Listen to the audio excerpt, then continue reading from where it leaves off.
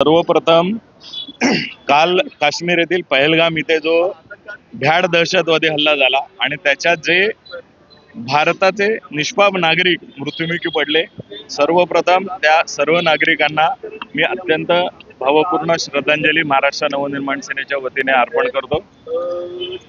या हल्ल्यात डोंबिवली शहरातील 3 आमचे बांधव हे देखील मृत्युमुखी पडलेले आहेत। श्रीयुत अतुल मोने, श्रीयुत हेमंत जोशी आणि श्रीयुत संजय लेले।